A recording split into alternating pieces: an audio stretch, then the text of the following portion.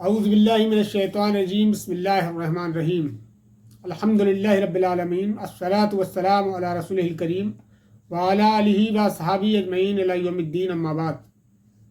رب اشرح لی صدری ویسر لی امری واحلل عقدۃ من لسانی یفقہوا قولی۔ عزیزم، آج میں آپ کو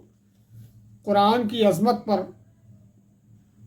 اس ٹاپک پہ میں گفتگو کروں گا اور بتاؤں گا کہ قرآن کی عظمت اور قدر و قیمت کیا ہے۔ میں کچھ چند احادیثوں کی روشنی میں آپ کو بتانے کی کوشش کروں گا۔ نبی اکرم صلی اللہ علیہ وسلم نے ہم کو اپنے کردار سے، اپنے قول و فعل سے یہ بتانا چاہا ہے اور یہ بتایا ہے کہ قرآن کی کیا قدر و قیمت ہے، اس کی کیا منزلت ہے، کیا اس کی عظمت ہے۔ ایک حدیث ہے جس میں بخاری شریف کی حدیث ہے، جو حضرت عثمان بن عفان رضی اللہ عنہ سے روایت ہے، جس میں نبی صلی اللہ علیہ وسلم فرماتے ہیں کہ تم میں بہترین شخص وہ ہے جو قرآن سیکھے اور سکھائے۔ اللہ کے نبی صلی اللہ علیہ وسلم نے ایک بہترین شخص کی کوالٹی بتائی ہے، اس کا جو پیرامیٹر ہے سمجھنے کا کہ بہترین شخص کون ہے، تو اس کے بارے میں نبی صلی اللہ علیہ وسلم نے صاف الفاظ میں کہا کہ تم میں بہترین شخص وہ ہے جو قرآن کو سیکھے اور پھر اس کو سکھائے۔ یعنی مطلب یہ ہے کہ قرآن کا علم حاصل کرے تو اس کو صرف اپنے تک محدود نہ رکھے، بلکہ اس کو دنیا کے انسانوں کے سامنے پیش کرے۔ سورہ عصر کی آخری آیت ہے جس میں کہا وَتَوَاصَوْا بِالْحَقِّ اور وَتَوَاصَوْا بِالصَّبْرِ۔ اس میں اللہ تعالیٰ نے یہی کہا ہے کہ جو حق تمہارے پاس آ گیا ہے، جو حق تم تک پہنچ گیا، اب اس حق کی تلقین کرنا تمہاری ذمہ داری ہے، اس کی وصیت کرنا چاہیے بلکہ۔ اور اس کے بعد پھر کہا بالصبر، اور جو اس دعوت کے نتیجے میں جو مشکلات آئیں تمہارے سامنے یا مشکلات کا سامنا تمہیں کرنا پڑے، اس پر تمہیں صبر و تحمل اور برداشت کے ساتھ اس کو برداشت کرنا ہے۔ یہ بڑا اہمیت و افادیت اللہ تعالیٰ نے اس سورہ کے اندر اس قرآن کی عظمت کو بیان کیا ہے کہ یہ کتنا اہم کام ہے، یہ کوئی آسان کام نہیں ہے۔ اس کے بعد ایک اور حدیث ہے جس میں حضرت ابو ہریرہ رضی اللہ عنہ سے روایت ہے کہ کہتے ہیں کہ رسول اللہ صلی اللہ علیہ وسلم فرمایا جب بھی لوگ اللہ کے گھر میں اکٹھا ہو کر اور قرآن کی تعلیمات کو سیکھتے ہیں یا سکھاتے ہیں، تو اس محفل میں جتنے بھی لوگ ہوتے ہیں ان سب پر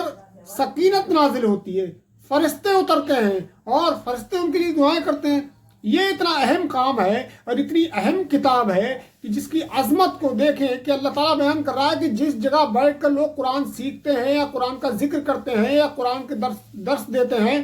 یا قرآن کی تذکیر کرتے ہیں، وہاں اللہ تعالیٰ سکینت نازل کرتا ہے اور فرشتے نازل کرتا ہے جو ان کے لیے مغفرت کی دعائیں کرتے ہیں، اور جب تک لوگ وہاں موجود رہتے ہیں تب تک اللہ تعالیٰ ان پر رحمت نازل کرتا رہتا ہے۔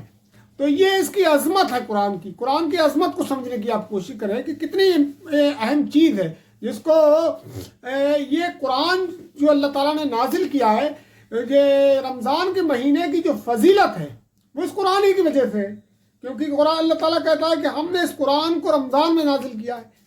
تو اس قرآن کی جو عظمت ہے اس کی عظمت کی وجہ سے رمضان کے مہینے کی عظمت ہے۔ اگر قرآن نازل نہ ہوتا تو رمضان کی اپنے آپ میں کوئی اہمیت اور نہیں تھی، نہ رمضان ہوتا، تو قرآن کی وجہ سے اس رمضان کی اہمیت پائی ہے آپ لوگوں نے۔ اور پھر اس کے بعد ایک اور حدیث ہے جس میں حضرت ابو ہریرہ کہتے ہیں کہ رسول اللہ صلی اللہ علیہ وسلم فرمایا ہر نبی کو اللہ تعالیٰ نے کچھ معجزات عطا کیے، لیکن میرا معجزہ یہ قرآن مجید ہے جس سے میں نے ایک انقلاب برپا کر کے رکھ دیا۔ یہ قرآن مجید بہت بڑا معجزہ ہے۔ لوگ پوچھتے ہیں کہ نبی صلی اللہ علیہ وسلم کا معجزہ کیا ہے، تو نبی صلی اللہ علیہ وسلم سے اللہ تعالیٰ نے کہا کہ ان سے کہو میرا معجزہ یہ قرآن ہے، یہ وحی ہے جو مجھ پر نازل ہوتی ہے، اور اس کا معجزہ دنیا نے دیکھا۔ اسی قرآن کی بدولت ایک بدو قوم حکمران بن گئی، ایک بدو قوم لوگوں پر جو ہے حکمراں ہو گئی، وہ اللہ تعالیٰ نے ان کو خلافت بخشی۔ تو یہ اس قرآن ہی کی امپورٹنس تھی جس کو انہوں نے سمجھا، اور پھر اس کے بعد اللہ تعالیٰ نے انہیں جو ہے بڑی بڑی نعمتوں سے نوازا۔ اس کے بعد ایک اور حدیث ہے جس میں حضرت جابر سے روایت ہے کہ رضی اللہ عنہ کہ رسول اللہ صلی اللہ علیہ وسلم نے اپنی نماز میں تشہد کے بعد کہا کرتے تھے کہ سب سے بہترین کلام قرآن مجید ہے اور سب سے اچھا طریقہ میرا ہے۔ یعنی کہ نبی صلی اللہ علیہ وسلم نے فرمایا کہ سب سے اچھا کلام جو ہے وہ قرآن ہے اور سب سے بہترین طریقہ میرا ہے. تو یہ بڑا اہمیت و فائدے تھی، چند حدیثیں تھیں جو میں نے آپ کے سامنے بیان کی. اور اس کی مزید تفصیلات کے لیے آپ بخاری مسلم کھول کے دیکھیں، قرآن مجید کو خود پڑھ کے دیکھیں، آپ کو سمجھ آئے گا کتنی امپورٹنٹ کتاب ہے. السلام علیکم ورحمۃ اللہ وبرکاتہ. اللہ تعالیٰ ہمیں توفیق دے کے ہم اس پر عمل کرنے کی توفیق عطا فرمائے. ہم اس کو